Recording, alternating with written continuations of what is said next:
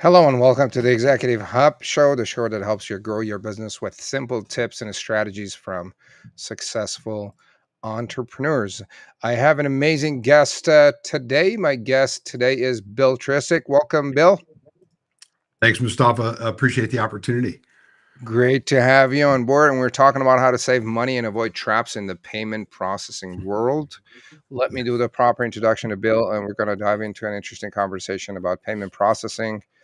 As Bill and I were talking about it, it's a part of the business that people don't like to pay a lot of attention to. They kind of try to avoid it. I'm going to talk about some of the mistakes, challenges, and issues that people go through and deal with all the time with their payment processing. So, Bill Treciak is the president of EDPS and a seasoned expert in the payments industry with 38 years of experience. He began his career at GE Capital, managing retail private label programs before making a name for himself in the ISO space. A true pro in business and performance, Bill brings a strategy, insight, and a little Broadway flair to everything he does. Bill, how's your day so far? That's fantastic. How about you? It is amazing. It's nice outside. I mean, I'm up in Canada. Oh, It's usually cold, but it's kind of spring weather right now, which is quite rare for February. well, that's good. Enjoy that while it's springy outside. Where about are you? I'm actually today. I'm coming to you from New Philadelphia, Ohio, which is about 80 miles south of Cleveland, Ohio. Very nice. And what's it like out there right now? Today we're in the 50s. It's been pretty cold for us. We've had a pretty cold Okay. winter, but yesterday and today we kind of broke out a little bit, so it's been much better. Do you live there or you're just visiting? No. We have an office here, and we have an office in Columbus. So yeah, we have a place in both places. So Beauty. So let's dive into it. What's your story, Bill? yeah, appreciate the opportunity again, Mustafa, and the invitation to come out and share a little bit. Of Um, course. as you said, I've been doing this about 38 years, and I started at GE Capital. Ironically enough, I was on the phones collecting from delinquent private label credit card holders for stores like Home Depot, and that's how I started with GE.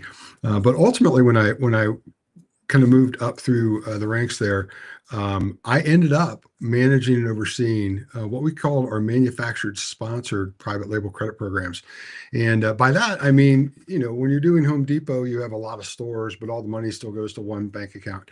When you do a manufacturer sponsored program, it's think of Snapper lawnmowers or think of Suzuki motorcycles. Those guys all have independent dealers that become manufacturer sponsored dealers.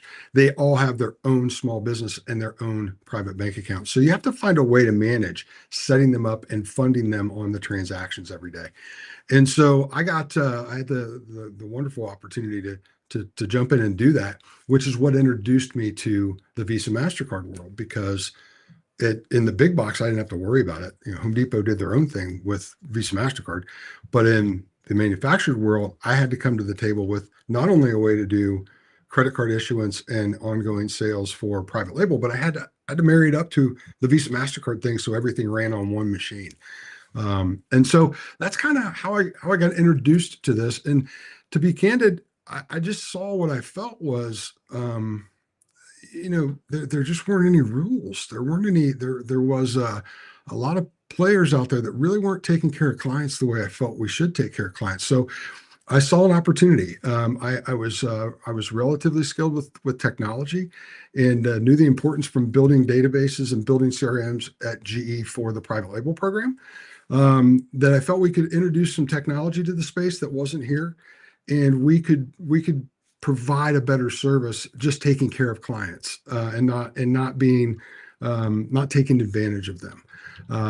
And so that's what we did. We started 23 years ago in the attic of my home, and we've been going ever since. Really, just focusing on how do we deliver a better product to that small medium-sized business that's out there worried about their own bottom line, and they don't need to worry about, are they partnered with the right folks that are handling their cash flow. So that's my story. That's what we do every day, my team and I. And like I said, to you before we got on camera, one of the things I'm very proud of is we've got some long-term people that have been with us for a long, long time, and so to me that just speaks to the integrity of how we've approached what we do for a living and taking care of these clients.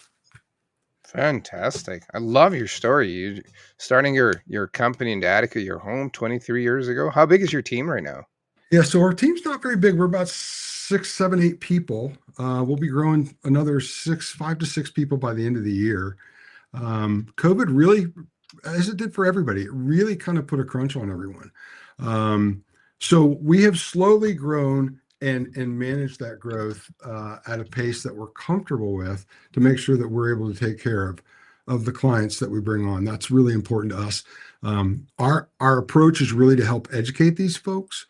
I think I told you before when we talked in prep, I don't really focus on you have to use me. I want to give you some value first, and I want you to have a comfort level that we could be a trusted resource in the space for you. For me, when we started in the attic, that's what we started with. We started with 2 Vonage phone lines and a fax machine, and we started dialing. And Love it. and from there, we've grown to thousands of clients across the country that we support, and a great team. So when you say started dialing, does that mean you started cold calling I customers? did started cold calling. So I signed I took some knowledge from, again, the training that you got at GE Capital back when Jack was in charge was amazing. And they Jack taught Welch, you. that is right. That's correct. And they taught you not to ever be intimidated from making good business decisions and forging ahead. And so I would get on the phone and I would talk to anyone. And by that, I mean, one of the clients that we signed was a national trade association, which we signed a year before we even incorporated the company. And that was just me in the basement making phone calls to national trade groups looking to try and strike a partnership so that we could be an endorsed provider for that group. And we did that. And I'm proud of that as well. We still have that client today. And so we started in the attic, and I will tell you a real quick story about that. We had all our funding, everything lined up Friday night before we brought in all the people that we had hired. The funding got pulled, and I was sitting in my house because we had worked for a year, my sister and I, to grow things. I was sitting in my house, now no longer had any funding to pay any of these people that were going to start work on Monday. And that weekend, I went to my office and I sat down and I raised $283,000 on credit cards. That was back when they used to just send out hey, you're pre-approved for 80 grand or you're pre-approved for 50 grand. And I executed every single one of those and raised almost $300,000 in a weekend to fund my startup. And so, if you're out there and you're listening to this and you're nervous, and you feel like you're underwater. I had a really good mentor of mine that told me one time when I went in roughly around that time, I sat down with Andy and I said, Andy, I just feel like I'm underwater. I don't know what to do. And he said, you can't be all in if you're not underwater. And you can't do this business as an entrepreneur if you're not all in. And so I've never forgotten that.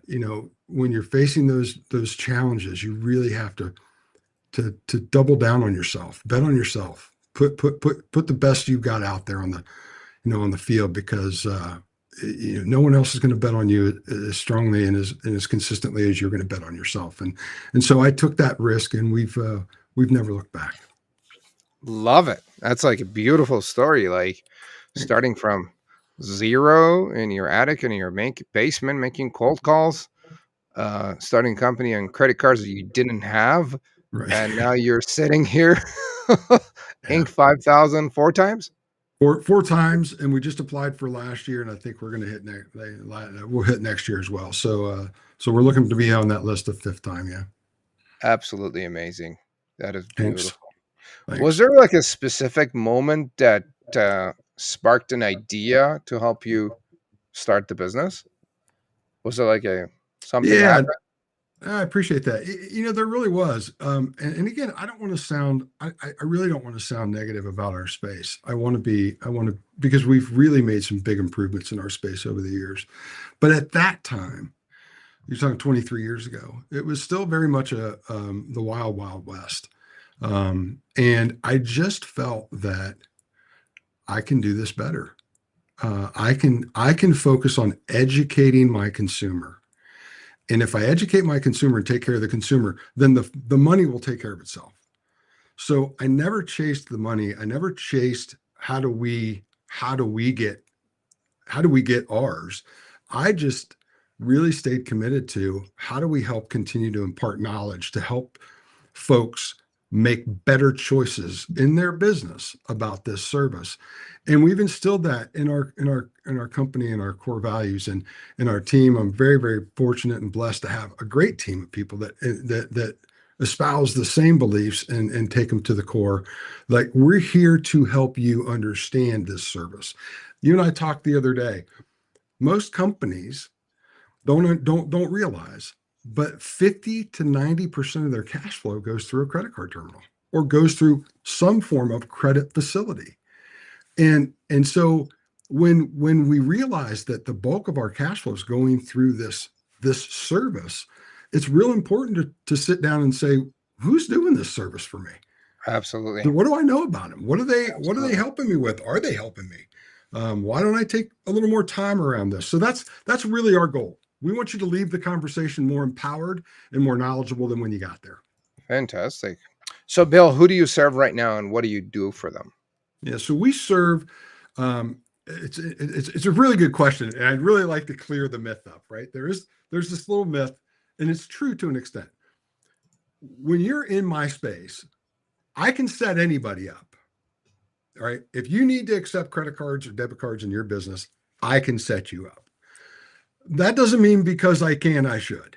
And by that I mean there are far better partners out there for people who own small hotel or boutique hotels, or run small car rental agencies.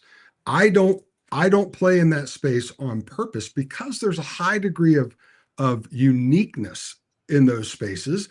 And so that's not really where we focus a lot of our attention. We do focus on SMB, but SMB, small medium businesses, that can be Main Street retail, or it can be a non-brick and mortar e-commerce site. So we even narrow it down a little further. We will focus on a lot of home improvement. We will focus on a lot of power sports. We will focus a lot on the auction industry. And we play really well in those lanes. We understand those merchants. We understand their challenges. We understand, their needs. Our product offerings, service offerings are really well aligned for those types of folks. But could I set up? Do I have today a restaurant? I do. Do I focus on restaurants? I do not. I mean, Um, do we have a small hotel motel? We do. But I don't focus on those only because it takes really highly specialized, organizations that really focus on that particular SAC code to deliver on them. So we're going to handle anybody that is, in that small to medium size home improvement space, retail, brick and mortar space, e-commerce space. We can handle as well. That's pretty much where our bread and butter is. so home improvement, e-commerce. What were the other two or three you mentioned? Power sports, auctions. We're the endorsed partner with the National Auctioneers Association. We're the endorsed partner with the National Roofing Contractors Association. So that's just a couple of the national trade groups that we work with and have for a long time, and provide this service as a member benefit to those organizations. So if you're out there and you're a roofer or you're a power sports dealer and you're not familiar with one of those, I'd encourage you to check those organizations out. Love it. Love it. So you specialize and focused on a few industries and you know them inside out. Yep. And I'm guessing your expertise is easier to establish when you focus on just a few, not everybody and anybody. Yeah, I think that's to me anyway. We can do amazing things when we're really focused on the areas where we can make a difference.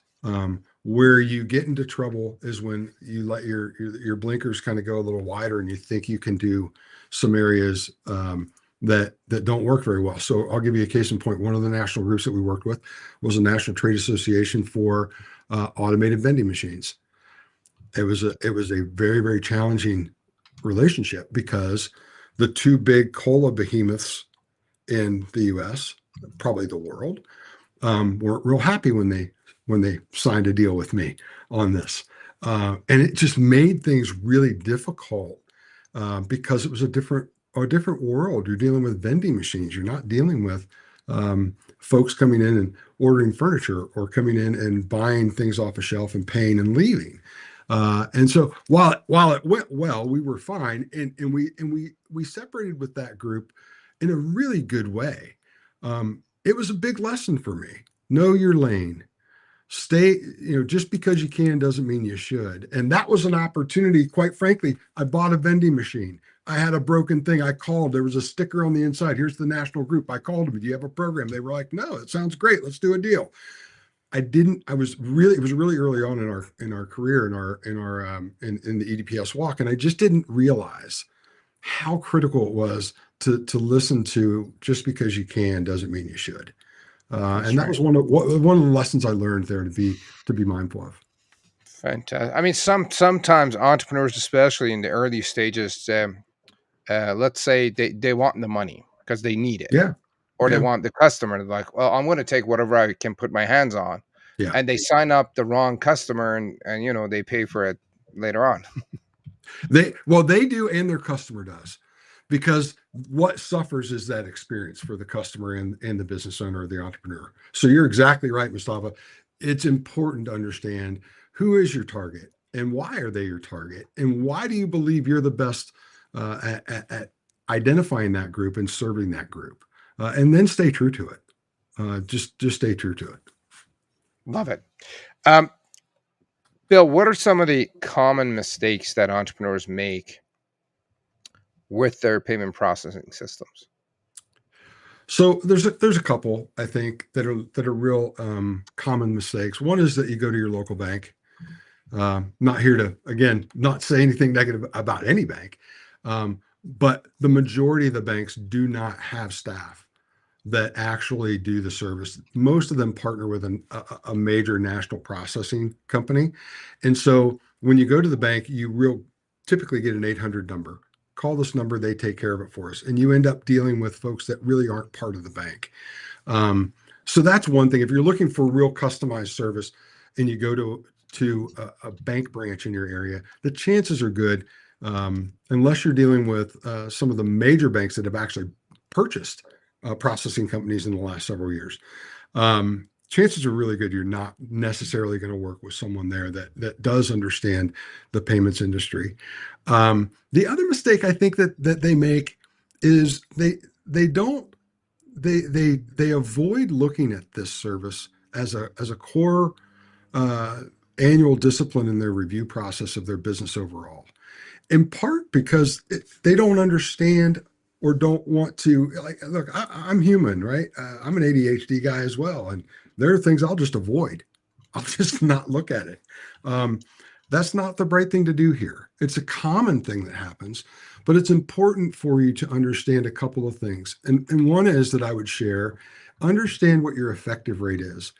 Like you and I spoke the other day, at the end of the day, as a credit card processing company, we all do the same thing. We all do the exact same thing.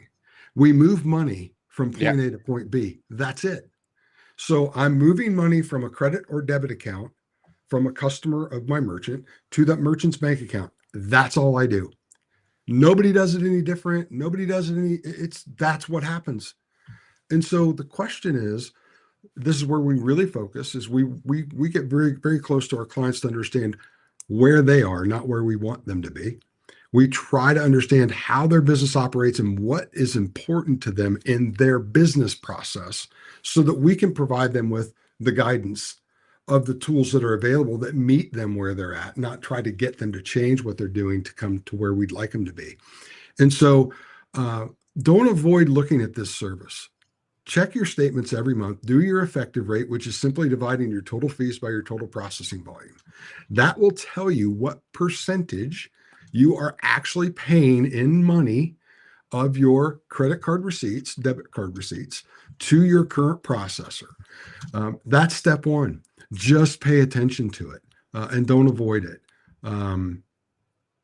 That gives you a little bit right there. Love it. Um, dealing with a bank, with the banks that don't have, a knowledgeable support person that Right. I mean, I'm guessing that you have team members that could get on and fix problems and Absolutely. So we do maybe show up locally to their office or something.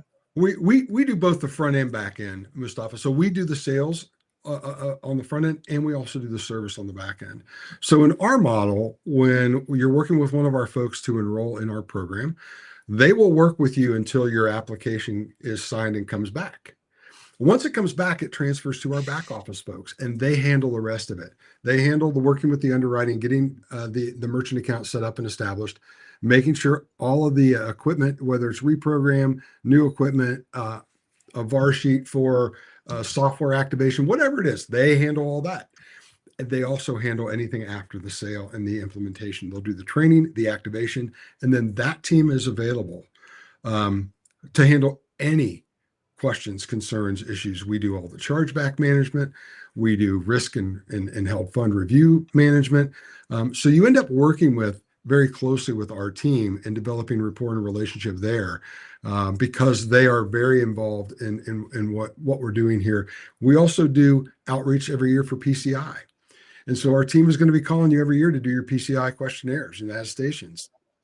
What is that? So PCI is an annual payment card industry security program that every merchant that accepts Visa, MasterCard on a traditional merchant account, let me say it that way, because if you're doing one of the aggregators, you don't necessarily do PCI. They do it for their merchant account.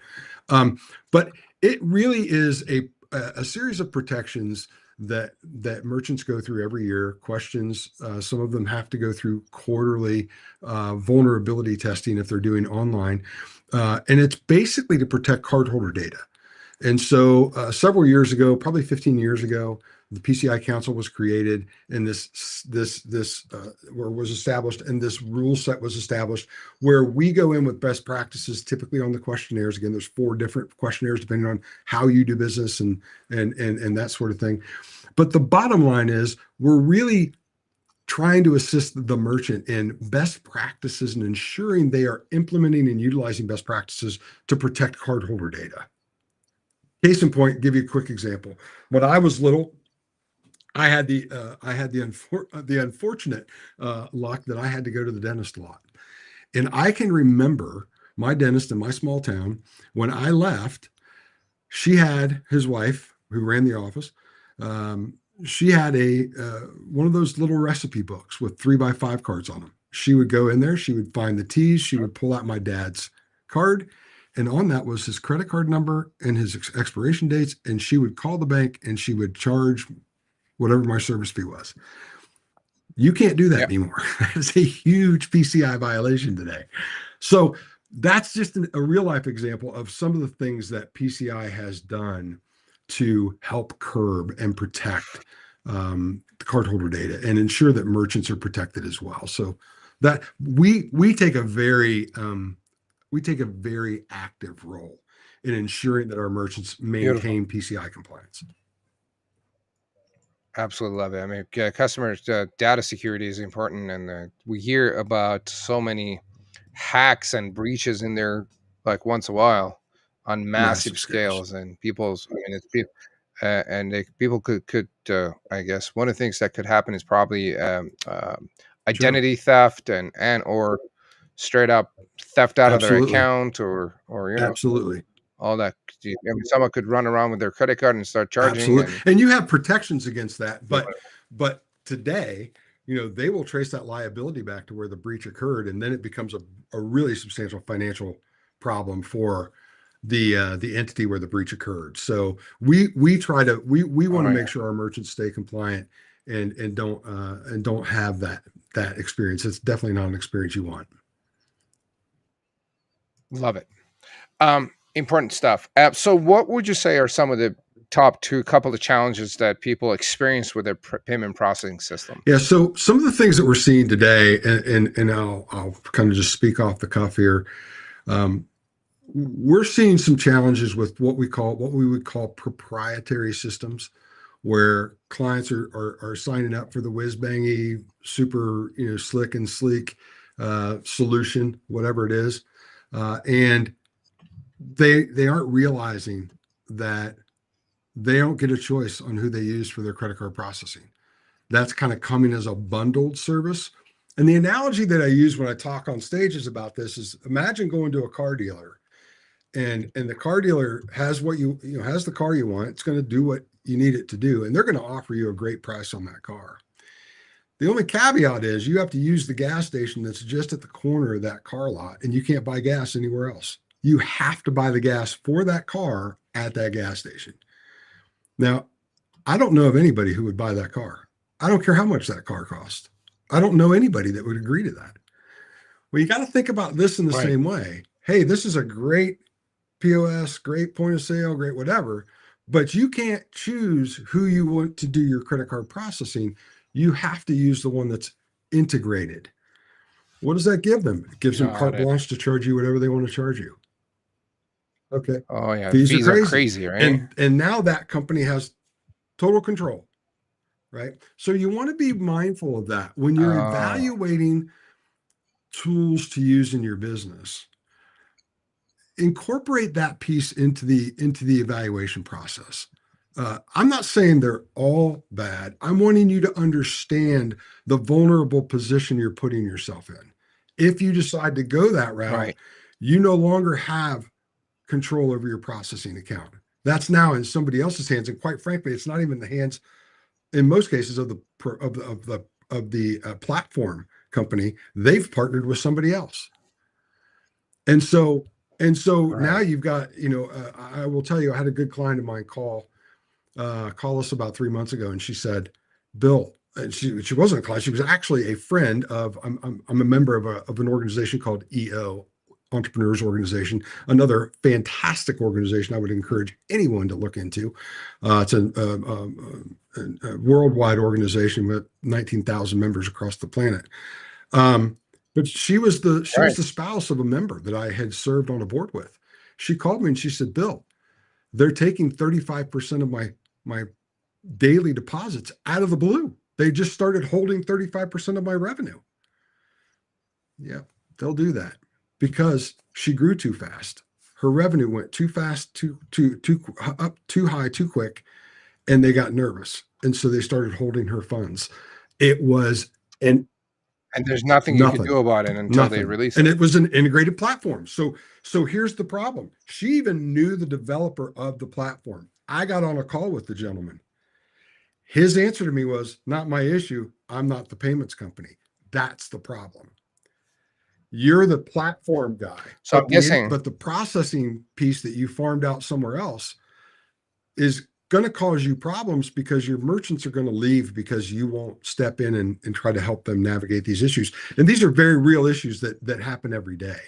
So I understand the efficiencies and sometimes, the sizzle of some of these things. You just have to think about the decision comprehensively and not emotionally. You got to think about what am I getting myself into, and am I okay with the rules of the road? 100%. So something came up to mind for me was like, are there should I maybe, or people pay attention to the fact that if they could switch payment processors on a POS that they're buying? Sure. Yeah. Right. Like, would that be a question if some slick sales guy shows up? Yeah, I'd be like, can I change my payment processor if I'm not happy with them? Do I have to use the one that's in here? If the answer is no, then I guess you shouldn't. No, that's absolutely a great question. Am I locked in or forced to use the processor you're choosing, or can I choose my own? Right. That's a great question to ask. And it's okay. I guess here's the thing. I'm going to give everybody permission now. It's okay to ask that question. It's your business. So it's okay to ask these questions, and it's okay to expect an honest response. And if the answer is no, I'm sorry, you have to use ours, that doesn't mean, it's not a good solution for you. I'm just saying be mindful of that, because what you are giving up is any ability to negotiate anything. And once you get your business on that platform, it is twice as hard to move off of a platform and go somewhere else at a later time. So I think it's just important to understand. These are questions that you might not have top of mind. I think it was a great one, Mustafa, that you asked. It's not maybe a top of mind question when you're really looking at, you know, all the features and bells and whistles, but it needs to be one that you're really considering, because it potentially could be detrimental. Costing Correct. you a ton. Correct. Yeah. I think we need to come up with like a list of, I don't know if you I already do. have this or not, but we should probably come up with like a list of questions to ask a payment processor No, before I signing totally up. agree. There are some of those out there for sure, and available. We have our own as well. Our commitment is to a couple of things. I want you to be educated when you leave the conversation, and I want you to be empowered to make a decision for your business, whether it's us or not. I say to my team a lot, and I get my team that even goes, I don't know if I like hearing that. I tell people all the time, I don't care if you use me or not. I really don't. I really care that you have some knowledge and the ability to Make the make a right good decision. choice. And if it's not me, Hmm. I'm comfortable with that. But if it's because you got drug down that road, like the can tied to the bumper on the just got married car, that's not good for our industry. It's not good for our Yeah. clients. And so that's kind of where we Yeah. go there. The other thing I would say, a couple tips here, because I know we got a little more time here, but a couple things that I think are important. Make sure you're looking at your effective rate every month, and you know what you're paying as a percentage of your total sales. And make sure you're looking for things like PCI non-compliance fees that are $125 a month. If you see that on your statement, you need to make a phone call. We're seeing that a lot on statements. Um, Call us, call your current provider, question it. Um, PCI non-compliance fees should be $8 a month, not $125 a month. Okay. My So, goodness. well, again, these are things you're not going to know unless you ask. And sometimes You business don't owners know don't want to unless you ask know. because they don't want to feel like, "Well, I'm the owner. I Yeah. should have the answers. I should know, right? I made the decision That's to right. go with this company." Yep, all those things are true, but this is an area that we don't necessarily have, um, a section of the yellow pages of the online directory for credit card processors that you can trust. And I'm not saying you can't trust them. There's a lot Um, of trustworthy ones out there. I have a lot of colleagues in this business that do great work. All I'm saying is oh these are yeah. some things you can look at for your statement. If you see a $125 non-compliance fee, you need to give us a call, give your current processor a call, question it. Why? What is going on with this? Yep. Because you're going to pay it every month until you do that. Absolutely. Um, Couple of great things. Check the effective rates and check your Yep. statements every month. And I'm guessing that's something that could be Sure. delegated. Like if you have a controller or an accountant or a bookkeeper, you could be like, "Hey, I want you to check this every month." I mean, as a business owner, we don't like to deal Totally with that agree. kind of stuff. But if you hire someone to do it every month, because I mean, even if you convince me to do it, I'll probably do it for like a month or two. Then I'll drop the ball. I'll get busy with something else. And I mean, deep down, I don't Right. want to do Right. it anyway. I might as well just hire someone to Yeah, I do it. totally agree. It's a great thing for your bookkeeper to keep an eye on and just to keep you abreast of it. Hey, listen, this is where we were. I have a lot of dealers that'll do. I have a couple of dealers that'll send me a note from time to time and say, "Hey, I still see my rate hasn't changed," which is one of the other things. One of the questions you asked me before, what makes us different? One of the things that makes us different is we don't change our pricing on our margin. When I set you up at a price, you're at that price until you go out of business, sell your business, or leave. A lot of places can't say that. Visa MasterCard will make adjustments to their interchange categories every April and October. Most processing companies will take that opportunity to bump their rates to their merchants up. We do not do that and never have done that. Never have done Yeah, that. So when you set up with us, yeah, if you're not using a surcharge product or a dual pricing cash discount type product and you are still paying the bill, when you set up with EDPS, you will not see that change. And like I said, I've got a big dealer in Cincinnati, and Tom will send me a note a couple times a year and say, "You're still doing what you said you were doing." He's been with me 7 years. Nice. And I think so. One of my other questions was to ask you what kind of tricks payment processing companies play with their customers. And I'm thinking this is one of the major tricks that they play, where they start you low, and Yeah. without your knowledge, fees increase over time. And now you have to switch over, and most people don't even bother to look It's around and switch over, and they just keep sucking the cash out of your account. Yeah, that's a great point. That's exactly what happens. Or they'll start adding fees, but before you know it, that's why it's so important to do your effective rate, right? It's really less about the number, effective rates, and I could go into it. There's over 1,000 different interchange categories, and all these different reasons of what makes an interchange category different. Well, let me tell you this. Here's the bottom line: the further you get away from having that physical card in your hand and inserted into an actual chip reader, the more expensive the transaction is going to be. That's the rule of thumb. What does that mean? Well, So if I'm taking tapping is cards, more expensive. pardon me? Tapping is more expensive. No, excuse me. Tapping physical card, tap or chip dip, either one Is okay. is the least expensive. That's correct. Okay. The further you get away from that physical ability to read that card, whether you tap it or you dip the chip, the further away from that you get, the more expensive the transaction goes. Because There's risk goes up. of the risk, correct. And so if you think about that rule of thumb in your head, as a business owner, what can we do to ensure that we are either tapping or chip reading on the majority of the transactions that we accept? Because it's going to be less expensive for you. Again, if you are in a business where you're actually still paying those fees. So it's important to keep that in mind, because those fees will continue to increase and increase. Let me give you another example. One of the tricks that we've helped some people with. What's happening out in this, I'll give her name. It's called the Blowout Bar in Columbus, Ohio. They've got 4 or 5 locations. They were a client for a long time. When we first worked with her, with KB and her sister, we realized that they had all they do is blow dry your hair. They don't cut it. They just style it. Right? They do a great job, by the way. They're fantastic, called the Blowout Bar. They have a software that will allow you to set up your own appointment. You just have to put in your credit card, set up your own appointment. And so when KB and I started talking, I started looking at this like, man, KB, your effective rate's crazy high. I'm not sure what's going on here. What we found was when the client would come in, have their hair done and taken care of, and they would go to leave. When they were leaving, the folks at the register would say, "Here's how much is owed." And they would say, "Just charge the card that I used to set up the appointment."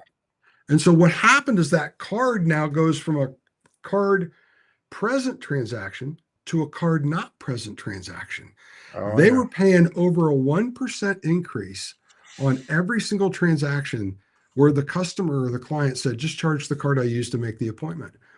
We cut out 1% without changing her rates at all. We saved them 1% on their fees, or reduced their cost by 100 basis points, just by eliminating that step in their process and making them dip every chip or tap every card. Right? That's the type of information you don't find out on the internet. Yeah. You got to think about your process and how close can we get to all of our transactions. If you're mobile, don't send the card to the folks back at the office. Empower your folks with a wedge reader or a chip reader that Bluetooths to their phone. Give them a payment app on their phone and let them dip the chip on site. It's gonna save you money. It goes through interchange at a much lower rate than what it does when it's not read as a card present transaction. Mm-hmm. Okay, so that's another little trick that you just got to be mindful of how are you doing business, and is there a way to do it differently that can help save us some money? Absolutely. Bill, what is a good normal effective rate, and what's a crazy high effective rate? Yeah, I knew you were going to ask me that question. And anybody out there that's in my space is going to say, "Oh, I'm glad he's answering this and not me." It's a tough question to answer, because of the different card types that are out there: business cards, personal cards, precious metal cards, points rewards cards that all have different rates. Here's what I'd tell you. And mine's going to be a little different because our portfolio average ticket's about $300. Most processors, it's around $50. So, the equation gets a little skewed here. For a normal retail cash and carry business, if you have an effective rate that exceeds, 2.5 to 3%, you need to question that. You need to ask some questions. If you are in the e-commerce world and you are in, and again, I can't really speak. I don't want to speak to people that are doing $10, $15 transactions, because in interchange you have a percentage rate and a transaction fee. Yes. Well, your rate's going to fluctuate as a percentage of what that fee is as a percentage of your average ticket. Mine's $300. So a 10-cent transaction fee on a $300 sale, very different than a 10-cent transaction fee on a $15 sale. So you have to kind of factor that in. And I'm painting with some broad strokes here. Yeah. I would tell anybody, if you're above 3% as a rule of thumb, effective rate, total fees divided by processing volume, you need to make a phone call. Give us a call. Check us out online at goedps.com or give us a call. We will help you better understand what you should be at for your business type, your average ticket, and the card types that you're getting. But that's a general rule of thumb. Fantastic. Love it. Some great education there. Bill, what are some of the milestones that you guys have achieved over the years? Yeah, so In a simple format. I will never forget when we became cash flow positive. That was a huge milestone. When we got our first, and I'll say the number, when we got our first $50,000 deposit for 1 month, I can remember standing in my front yard in disbelief, in absolute disbelief, that what we had started 9 months earlier was actually working.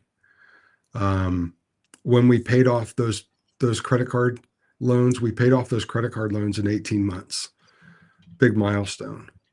When we introduced METS, our merchant enrollment and tracking system, we were one of the very early adopters of technology in our space. But we didn't adopt a commercially available product. We hired our own developers, and I had a lot of people tell me, "What are you doing? That's just a crazy investment."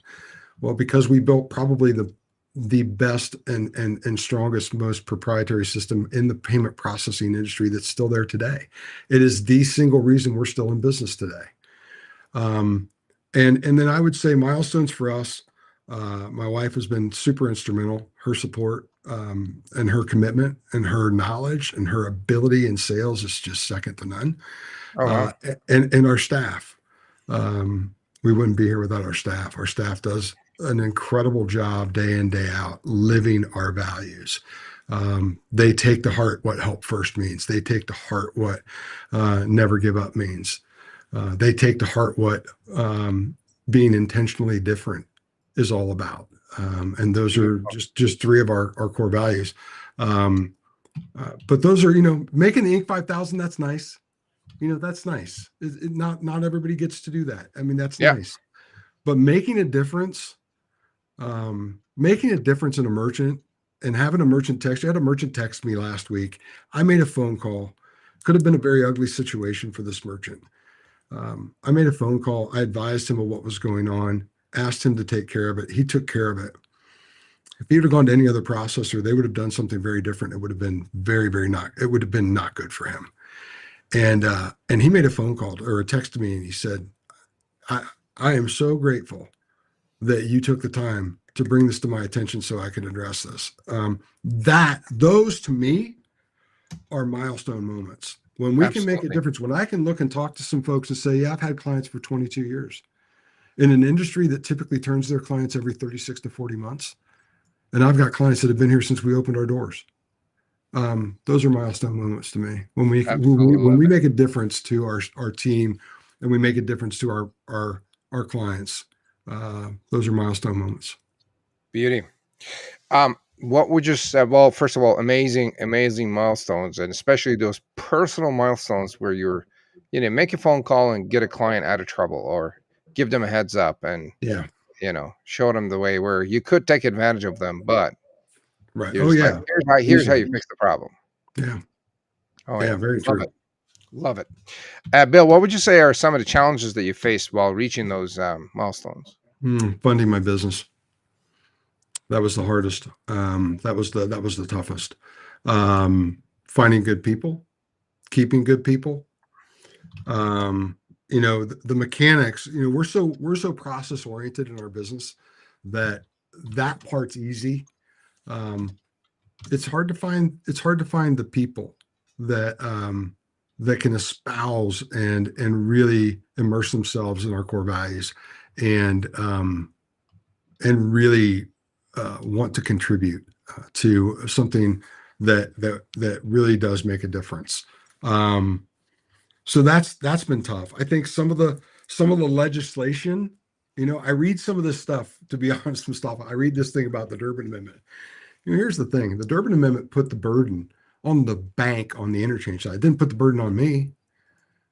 I can still charge the merchant whatever I want to charge the merchants. Durbin Amendment did nothing. It did zero. Okay. But they're touting it today about the CCCA that they want to put back up for, and reintroduce.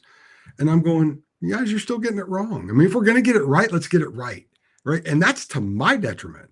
And that's to anybody else that's in my business.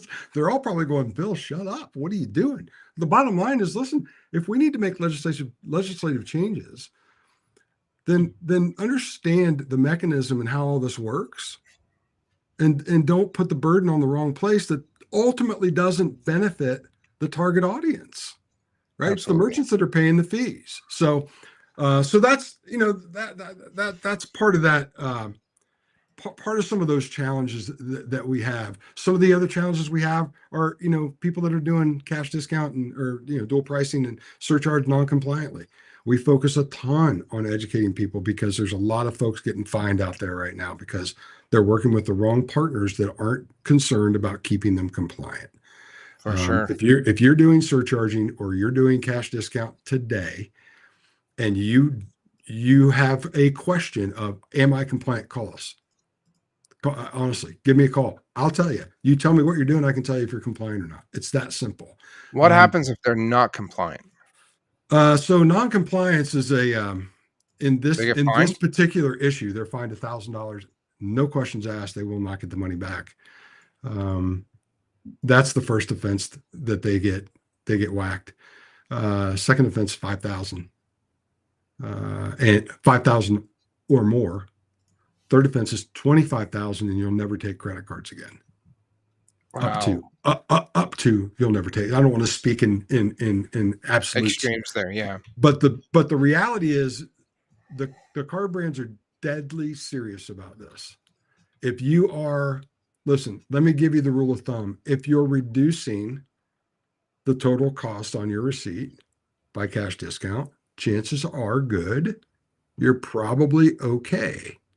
If you're adding a fee and calling it a compliance fee or a surcharge or a cash discount fee or whatever, you're probably not okay. All right. So, rule of thumb is surcharge is the only compliant way under the T's and C's that you can add a fee up to 3% to a credit card sale, not a debit card sale. Debit cards cannot be surcharged. You can add that fee to a transaction not to exceed 3% if someone's using a credit card.